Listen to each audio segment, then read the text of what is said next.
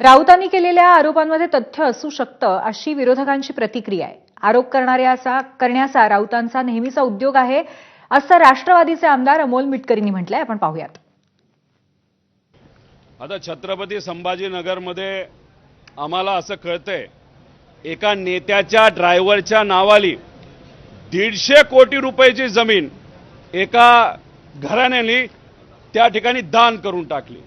म्हणजे बघा ड्रायव्हरचा कारभार किती मोठा माणूस असेल तो ड्रायव्हर एका नेत्याचा की 150 कोटी रुपयाची जमीन अशीच त्या ड्रायव्हरला त्या ठिकाणी देऊन दिली।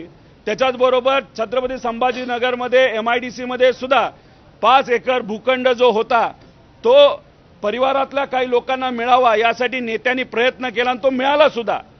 जर नेतेच अशा पद्धतीने त्या ठिकाणी कार्य आणि महापराक्रम करत असतील तर मग कार्यकर्ते आणि आमदार का कमी पडणार। त्यामुळे संजय राऊत साहेबांनी जो मुद्दा त्या ठिकाणी मांडलाय नक्कीच त्याच्या मागे कुठला ना कुठेतरी अभ्यास हा असू शकतो।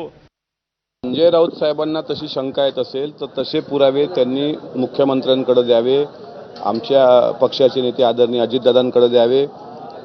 त्यांचा म्हणजे सुनील अण्णा शेळकेंचा व्यवसाय आहे, त्यातून मिळणारी रॉयल्टी हे अख्ख्या मावळ विधानसभा आणि पुणे जिल्ह्याला माहीत आहे।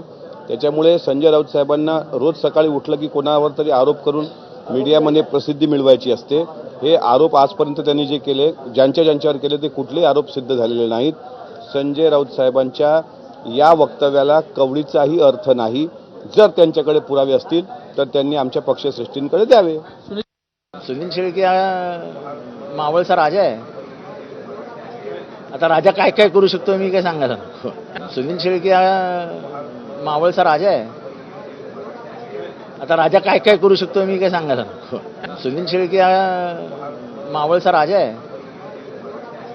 आता राजा काय काय करू शकतो मी काय सांगा सर।